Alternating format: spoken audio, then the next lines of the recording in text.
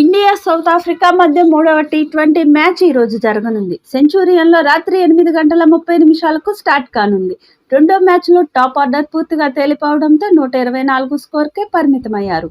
Spinner Varun చక్రవర్తి అద్భుతంగా bowling చేసి జట్టును రేస్లోకి తెచ్చిన టార్గెట్ చిన్నది కావడంతో ఆతిథ్య జట్టు గెలిచి సిరీస్ను 1-1తో సమం చేసింది.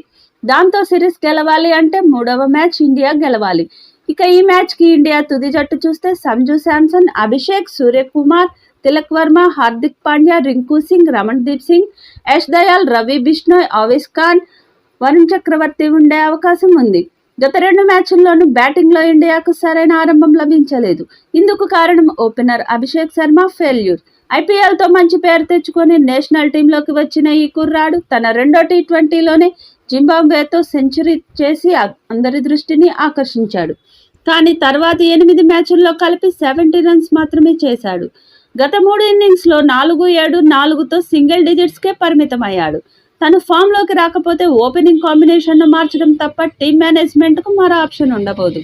వరుసగా 2 సెంచరీల తర్వాత గత మ్యాచ్లో డకౌట్ అయిన శాంసన్ ఈ మ్యాచ్లో మంచి ఆరంభం ఇవ్వాల్సిన అవసరం ఉంది. కుర్రాళ్లతో పాటు కెప్టెన్ సూర్యకుమార్, హార్దిక్ పాండ్యా, రింకు సింగ్ కూడా తమ స్థాయికి తగ్గట్టుగా ఆడాలి. గత మ్యాచ్లో పాండ్యా టాప్ స్కోరర్గా నిలిచినా వేగంగా ఆడలేకపోయాడు. 2 ఇన్నింగ్స్లో పెద్దగా ఆకట్టుకోలేకపోయిన సూర్య, రింకు తక్షణమే తమ బ్యాట్లకు పని చెప్పాలి. బౌలింగ్లో స్పిన్నర్లు వరుణ్ చక్రవర్తి, రవి బిష్ణోయ్ అదరగొడుతున్నారు. కానీ పేసర్లు హర్షదీప్, ఆవేశ్ ఖాన్ పెద్దగా ప్రభావం చూపడం లేదు. రెండో టీ20లో స్పిన్నర్లు జట్టును విజయానికి చేరువ చేస్తే స్లాగ్ ఓవర్లలో భారీ రన్స్ ఇచ్చి జట్టు ఓటమికి కారణమయ్యారు. కాబట్టి ఫాస్ట్ బౌలింగ్లో మార్పులు చేయాలి. సిరీస్లో ఆధిక్యంలోకి రావాలని చూస్తున్న ఆతిథ్య జట్టు బ్యాటర్ల నుంచి మంచి పర్ఫార్మెన్స్ ఆశిస్తోంది. ముఖ్యంగా టీమిండియా స్పిన్నర్ల బౌలింగ్లో మెరుగ్గా ఆడాలని కోరుకుంటుంది.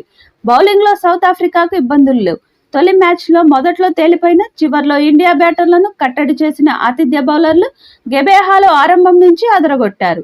సెంచూరియన్లోనూ అదే జోరును కొనసాగించాలని చూస్తున్నారు.